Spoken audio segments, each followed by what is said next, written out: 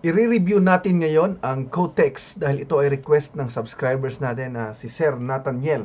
So dito sa video nito ipapaliwanag ko sa inyo kung ano ang Kotex, paano ba mag-trade dito kasi maraming advertisement sa internet na kumikita sa pagtitrade sa Kotex. So i-check natin yung website nila, titingnan natin kung paano ito gumagana, tapos i-review natin kung legit ba ito or scam.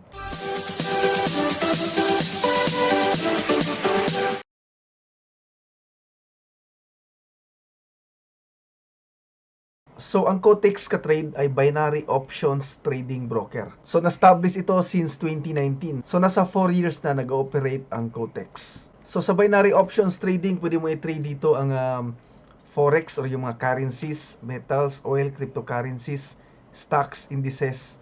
At pwede kang mag-profit up to 90% sa investment mo o sa trade mo. So ano nga ba ang binary options? So ang binary option ay trading din. So dito huhulaan mo kung tataas ba or bababa yung presyo ng market. Tapos meron siyang expiration time. Okay? So paano ito gumagana? Example, magti-trade ka sa Euro USD. Example yung So halimbawa magti-trade ka sa Euro USD. Okay? So ito yung price ngayon, nandito yung price ngayon. So example after 1 minute, yan yung pinili mong time frame. So mula dito sa price ngayon, after 1 minute, saan pupunta yung price ng Euro USD? Tataas ba siya or bababa? So yun, mamili ka ng trade mo, higher or lower. So ganun lang kasimple mag-trade ng binary option. Huhulaan mo lang kung tataas. Kapag tumaas, mag-profit ka ng depende sa payout. Example, 91%. So example, 100 US dollar yung trade mo. So kapag nag-profit ka, mag-profit ka ng 91 US dollar. Ganon. Kapag tumaas, kapag nag-higher ka. Pero kapag bumaba, ito yung entry mo, ito yung line. Pag bumaba sa line na ito, kasi ito yung starting price. Pag bumaba, so malulugi ka, malos yung 100 US dollar mo. Okay, so kung napansin nyo, kapag tama yung trade mo, mas maliit yung payout kumpara sa capital mo. So ang pinagkaiba sa crypto forex stock trading kasi walang time frame yun eh. Okay, so depende yun talaga sa price kung tataas, kailan bababa. So sugal ba ang binary option? So ang binary option, pwede ring makonsider na gambling rather than investment because of their negative cumulative payout. So yun nga, example, ito yung mga payout, yan, 85% lang. So kung nag-capital ka ng 100 US dollar, 85 US dollar lang yung profit mo. Pero kapag na-loss ka, buong 100 US dollar yung malos mo. So yung mga brokers katulad ng Kotex, merong advantage sa investor. So makumpara natin na ang binary options ay parang casino. May advantage yung casino. At kapag nagte-trade ka dito sa binary options, kalaban mo yung broker. So ganoon din sa casino, kapag nagsusugal ka sa casino, kalaban mo rin yung casino. So may advantage sila. So ganun gumagana itong binary option. Pero kung ikumpara naman sa casino, kasi yun ay machine, program, dito naman sa binary options, ikaw kasi mag-decide kung kailan ka mag-trade. So merong trading strategy, so pwedeng mataas yung win rate mo.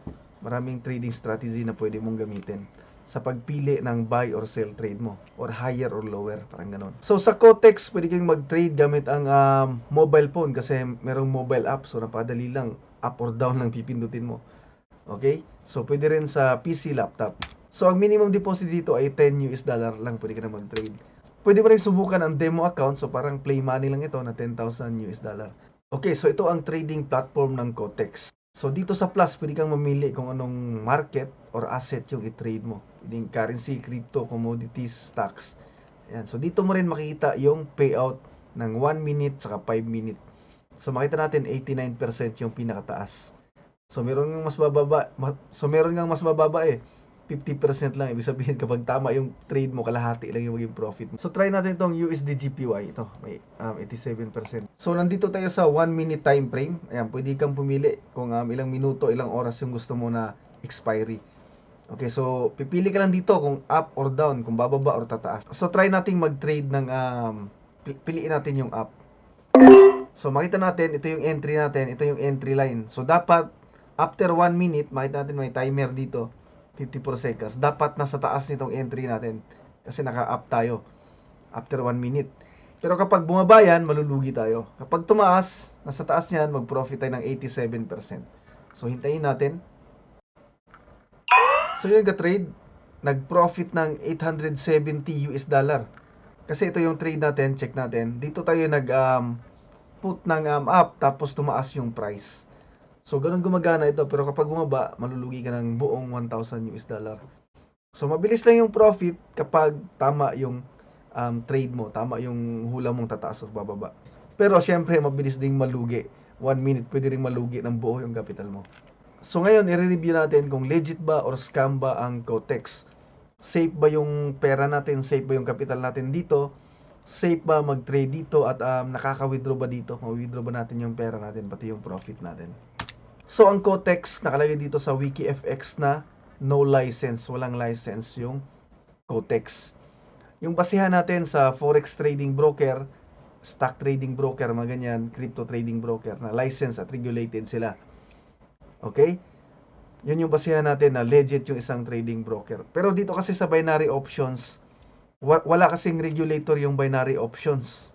Wala silang regulator, kaya pwedeng mag-operate ng binary options kahit wala silang license or wala silang regulation. At ito makita rin natin sa Traders Union na ang Kotex ay non-regulated binary option broker.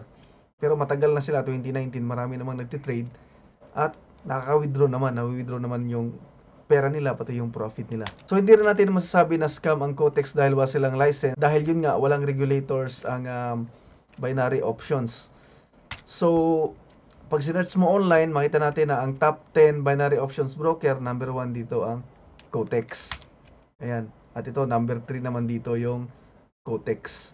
So, makita natin na maraming binary options, wala silang regulation, pero nakapag-trade ka dyan at naka-withdraw naman.